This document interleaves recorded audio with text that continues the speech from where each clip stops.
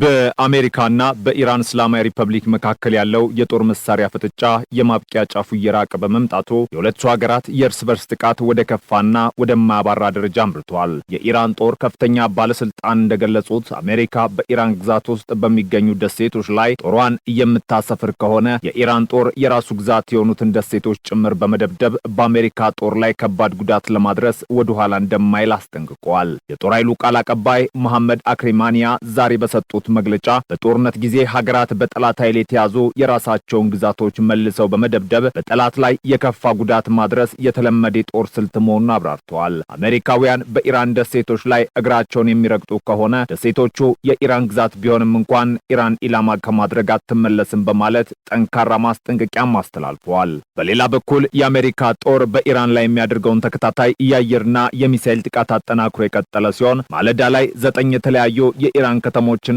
የባህር ዳርቻ አካባቢዎች በአሜሪካ ጦር መደብደባቸውን የኢራን የዜና ወኪል ዘግቧል። ጥቃቱ ከተፈጸመባቸው አካባቢዎች መካከል አብዳናን፣ ባንደር አባስ፣ ባንደር ሌጌ፣ ቡሼሄር፣ ቻባ፣ የቄሽም ደሴት፣ ሲሪክ፣ ሺራዝና ኮናራክ ይገኙበታል ነው የተባለው። የአሜሪካ ማዕከላዊ ሕዝብ ባወጣው መግለጫም የአሜሪካ ጦር በኢራን ላይ እያካሄደ ያለውን 10ኛውን ዙር ተከታታይ ጥቃት በተሳካ ሁኔታ ማጠናቀቁን አስታውቋል። የዚህ ጥቃት ዋነኛ ኢላማም ኢራን በሆርሙዝ የባህር ወሽመጥ በንግድ መርከቦች ላይ ጥቃት ለመሰንዘር የምትጠቀምባቸውን ወታደራዊ ማዘዣ ማዕከላት፣ የባህር ኃይል አቅሞች፣ የሚሳኤልና የሰው አልባ አውሮፕላኖች የሚነሱበትን ስፍራዎች ለመውደም እንዲሁም የአየር መከላከያ ስርዓቶችን ለማዳከም መሆኑን እዙ አስታውቋል። አሜሪካ ይህን ወታደራዊ ዘመቻ ከጀመረችበት ጊዜ አንስቶ ወደ 900 የሚጠጉ የንግድ መርከቦች 450 ሚሊዮን በርሜል ድፍድፍ ነዳጅ ጭነው በሆርሙዝ የባህር ወሽመጥ በሰላም እንዲያልፉ ማመቻቸቷንም አክሎ አስታውቋል። የኢራን አብዮታዊ ዘብ በበኩሉ በአሜሪካ የጦር ሰፈሮችና ወታደራዊ ተቋማት ላይ ከፍተኛ የሆነ የአጸፋ ጥቃት መፈጸሙን አስታውቋል። በባህሬን ሙሃራቅ በሚገኘው የአሜሪካ የአየር መከላከያ ስርዓትና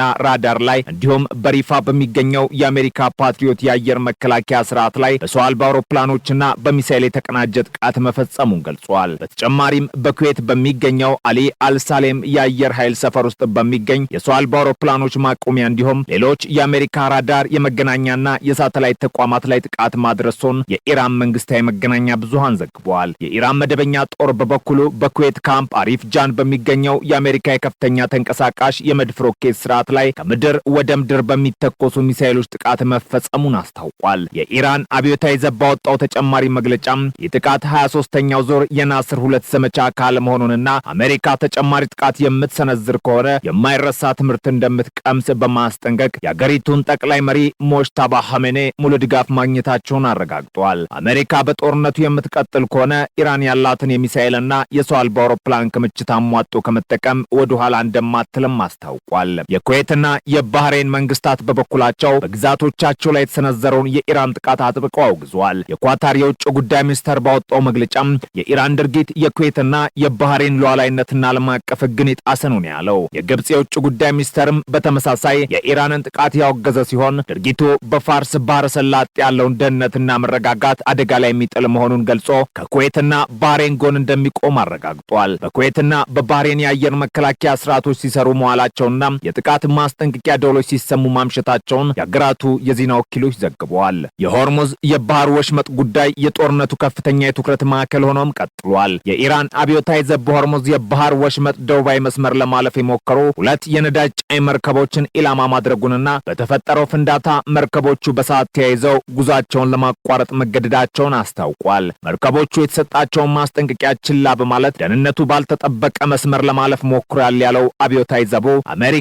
በክፍለ አህጉሩ የምታደርገውን የጥላቻ እንቅስቃሴ እስካላቆመች ድረስ የሆርሙዝ የባህር ወሽመጥ ዝግ ሆኖ እንደሚቀጥልና አንዲትም ጠብታ ነዳጅ የሆነ ጋዝ እንዲሁም ማዳበሪያ ከክፍለ አህጉሩ እንዳይወጣ እንደሚያደርግ ዝቷል። የብሪታንያ የባህር ላይ ንግድ ስራዎች ድርጅት እንደዘገበው በሆርሙዝ የባህር ወሽመጥ ላይ አንድ ነዳጅ ጫኝ መርከብ ማንነቱ ባልታወቀ ተተኳሽ ከተመታ በኋላ የመርከቡ ሰራተኞች መርከቡን ጥለው በነፍስ አድን ጀልባ ለማምለጥ ተገደዋል። በሌላ በኩል ደግሞ አንድ የግሪክ መርከብና ሌላ የኩዌት መርከብ በተመሳሳይ ሁኔታ ጥቃት ደርሶባቸዋል ተብሏል። እንዲሁም ከተባበሩት አረብ ኤምሬትስ ዲባ ወደ ምስራቅ አቅጣጫ ሲጓዝ የነበረ ሌላ መርከብ ጥቃት ደርሶበት የመዘወር ስርዓቱ ላይ ጉዳት መድረሱ ተዘግቧል። በአሜሪካ በኩል ደግሞ የታደሰው የባህር ላይ እገዳ ተግባራዊ መሆን ከጀመረበት ጊዜ አንስቶ 7 የንግድ መርከቦች አቅጣጫቸው እንዲቀይሩ ሲደረግ አንዱን መርከብ ከጥቅም ውጭ ማድረጓን የአሜሪካ የአሜሪካ ጦር አስታውቋል። በየመን የሚገኙት ከኢራን ጋር ወገንተኛ የሆኑት የሁቲ ታጣቂዎች በሳውዲ አረቢያ ላይ የባህር ላይ እገዳ ማድረጋቸውን የቡድኑ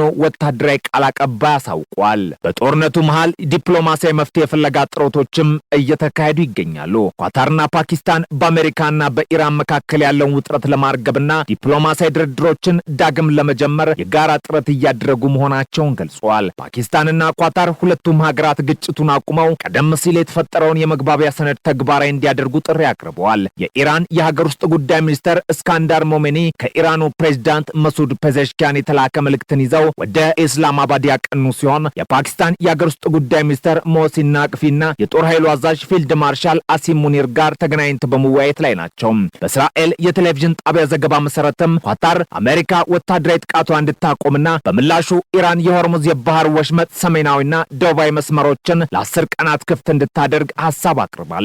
ይሁን እንጂ የአሜሪካ ከፍተኛ ባለስልጣናት እንደገለጹት አሜሪካ በኢራን ላይ የምታደርገውን ጥቃት እያካሄደችም ቢሆን የድርድር በሮች ክፍት መሆናቸውን አስታውቋል። ይህ በእንዲህ እንዳለም የነዳጅ ገበያው በዲፕሎማሲያዊ ጥረቶች ተስፋ በማድረግ መጠነኛ ቅናሽ አሳይቷል። የብሬንት ድፍድፍ ነዳጅ በበርሜል በ35 ሳንቲም በመቀነስ በ88 ዶላር ከ87 ሳንቲም ሲሸጥ የዌስት ቴክሳስ ኢንተርሚዲየት ነዳጅ በ82 ዶላር ከ47 ሳንቲም እየተገበያየ ይገኛል። የአሜሪካ የውጭ ጉዳይ ሚኒስተር በዓለም ዙሪያ ለሚገኙ ዜጎቹ ከፍተኛ የደህንነት ጥንቃቄ እንዲያደርጉ ዓለም አቀፍ የጉዞ ማስጠንቀቂያ አውጥቷል። ሚኒስትሩ በመካከለኛው ምስራቅ ያለው ደህንነት ሁኔታ እጅግ አሳሳቢና በማንኛውም ጊዜ ሊባባስ የሚችል በመሆኑ የአሜሪካ ዜጎች ወደ ቀጠናው የሚያደርጉትን ጉዞ እንዲያጤኑት መክሯል። በሌላ በኩል ጦርነቱ በአሜሪካ ወታደሮች ላይ እያደረሰ ያለው ጉዳትም ይፋ ተደርጓል። የአሜሪካ መከላከያ ሚኒስቴር ፔንታጎን ዮርዳኖስ ውስጥ በሚገኘው ሙአፋቅር ሳልቲ አየር ኃይል ሰፈር ላይ በተፈጸመው ጥቃት ሕይወታቸውን ያጡ የሁለት አሜሪካን ወታደሮች ምስልና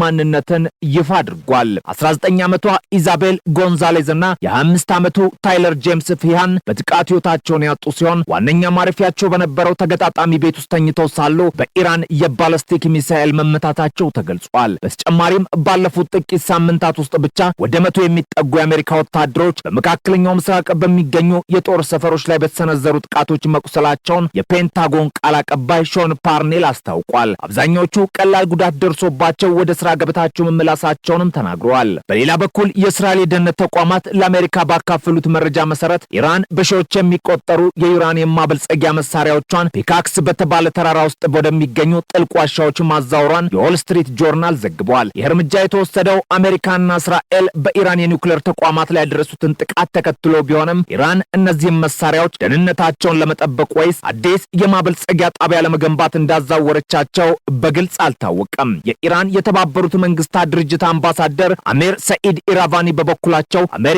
በዳርክ ሆቪን የኒውክሌር ኃይል ማመንጫ ላይ ያደረሰችውን ጥቃት የተባበሩት መንግስታት ድርጅት ዋና ጸሐፊ አንቶኒዮ ጉተሬዝ እና የጸጥታው ምክር ቤት በአስቸኳይ እንዲያወግዙ ጠይቋል።